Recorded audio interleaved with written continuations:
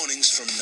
So according to a YouGov poll, only 1 in 5 people think that Ed Miliband has got what it takes to be a good Prime Minister.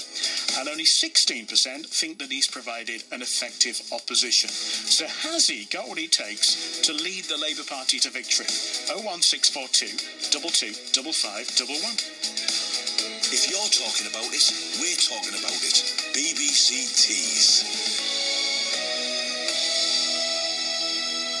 Right, let's take some more calls. Let's talk to Rebecca Coulson, the Conservative parliamentary candidate for the city of Durham. Rebecca, good morning to you. Hi there, Mike. Thanks for having me on. How important is the leader then, as opposed to the policies that the party is putting forward? I think, like the previous chap you're talking to, I think that probably the most important things are our leadership and the economy.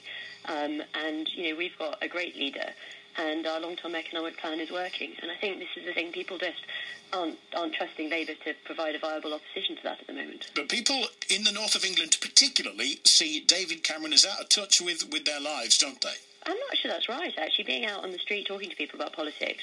They tell you that they feel he's in touch, do they? Yeah, absolutely. One of the questions that I always ask is, who do you think would make a better Prime Minister? And, you know, the amount of people who've originally said they're going to vote Labour, who say David Cameron, is incredible, whereas no Conservative supporters say Ed Miliband. I think the thing is, I just think that times are changing. It's no longer, you know, voting like your dad did, and voting, you know, in terms of where you live. I think people, you know, care about their families, and it's difficult times, and we're doing things like taking people out of income tax, freezing fuel duty, improving schools, and people care more about that.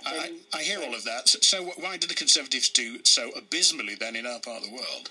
Well, I just don't think that's true, actually. You don't think it's true? Up. How do you mean do well? What, you mean vote-wise? Or? Yeah, why don't more people vote Tory then? Well, if you look at the European elections, we did pretty well. I'm not talking about the European elections. I'm talking about general elections. That's the most recent election we've had. So no, but you know as well as I do, you get a different result on that. Well, I think we need to see what's going to happen in 2015, and all the polls are suggesting, like you did the YouGov poll this morning, that people think that Ed Miliband doesn't offer a viable opportunity. So you don't think Ed Miliband would make a good Prime Minister? No, I don't think Ed Miliband would make it. Because of the way he is? No, look, I'm not into image politics and how people look or they sound, or the blame game that we all too often fall into.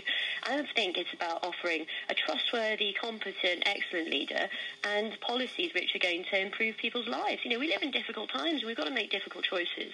And the Conservative-led government is doing that, and people appreciate it. It's making a difference to people's everyday life. All right, stay on the line, Rebecca. Let's talk to Andy MacDonald, Labour MP for Middlesbrough. Mr MacDonald, good morning to you. Good morning. Good morning. What would you like to say to Rebecca Coulson? Well, I don't know which northeast of England Rebecca's living in. She has a look at the map of the northeast, she'll find that the Conservative Party have been wholeheartedly rejected.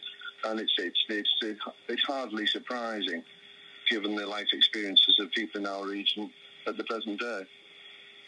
But let's talk specifically, Mr MacDonald, about this YouGov poll, which suggests that Ed Miliband, as your leader, has got a problem personally. Well, I hear what people are saying about that, but if we can remember to the 1970s, and popularity of opposition leaders is always an issue for the media and for the political classes. But what happens is that changes come to the general election, and I expect that to happen. I think Miliband is speaking to the issues that impact upon people's lives. People are struggling to make ends meet. We've got 0 hours contracts and low pay and part-time work, which is devastating so many lives and so many families in our region. So those are the issues that impact upon people, and Ed Miliband is enunciating and articulating an argument that will address those concerns. So later on today, amongst many other things, he's going to talk about this mansion tax on properties worth more than $2 million. What difference is that going to make to the NHS then? Because that's where the money would go. It is. I mean, what we're addressing there is just the gross inequality. This is becoming ever wider in our country. In London, where a flat can be put on the market for £140 million, and people are struggling to get on the housing ladder in our territory. And we're talking about looking to the mansion tax, and in fairness, this is a proposal that is shared across political parties, Liberal Democrats wholeheartedly in favour of such a move. And if we can use those monies to invest in our magnificent and much envied National Health Service, then that's got to be all to the good. Rebecca Coulson, is that a vote winner? No, I don't think it is. I think we Conservatives are proud that we've increased NHS spending by far more than this proposed tax would raise. And also, personally, I just don't think it's a question of money. I think if it were a question of throwing money at the NHS, the Labour government wouldn't have left it in such a mess. We're offering more sensible changes, like more choice, more transparency, getting rid of all the cover-ups that we're continually shocked by in the news, cutting bureaucracy, less of the management culture, setting up things like the Cancer Drugs Fund. It's not just about money.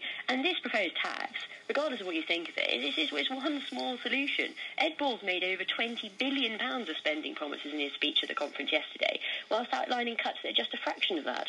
It's difficult times, and it calls for difficult choices, and I just don't think the Labour Party is offering that. So, Mr MacDonald, can we trust Labour on managing the economy properly? Well, let's deal with that. Why is it then that the Conservative government do not accept an analysis and assessment of our spending plans by the Office for Budget Responsibility? We put that on the table, and the Tories are running scared of that because they'll know it makes sense. Then they will see that the figures stack up and it's a fully costed programme. They won't do it. They could put this to bed immediately by agreeing to that. It's a very, very sensible proposal, and that will, in fullness of time, become the orthodoxy. But that's how that would be resolved. Simply put it before the OBR and let them cost it, and then we can. But it's because the Tories don't want the answer, they run scared of it, and that's where we are on that one. All right, well, just hold that thought, and if both of you have got a couple of minutes, I just want to play this to you, because in the last half hour we've been out onto the streets of Middlesbrough with a picture of Ed Miliband to see if people know who he is. And if they did they think that he looked like a potential Prime Minister? Oh, yeah, it's one of them, what they call it, what is it? What do you call it? I'm not sure. No, I don't know what it is, but... You recognise me, you can't remember the name? Yeah, Do you think he looks like a future Prime Minister? I don't know. Would you vote for him?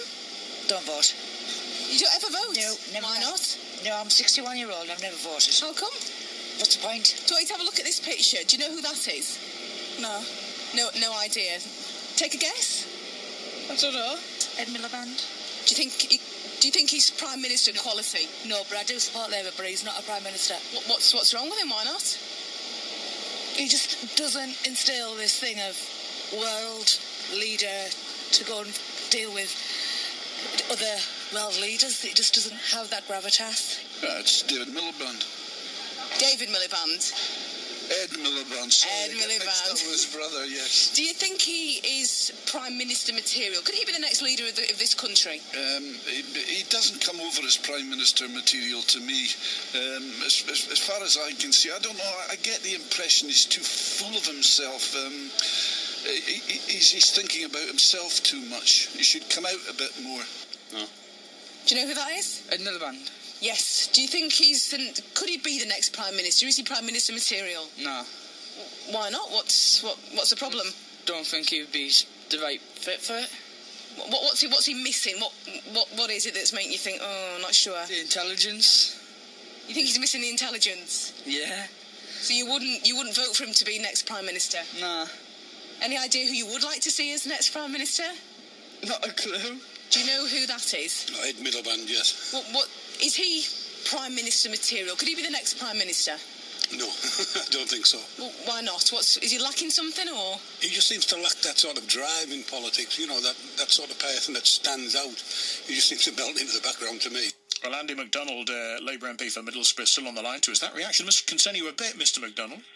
Well, I don't know how you went about it, but what was interesting, the person who was 61 years old who's never voted, I mean, we've had that terrific engagement with the electorate in Scotland over the last several months with that fantastic turnout.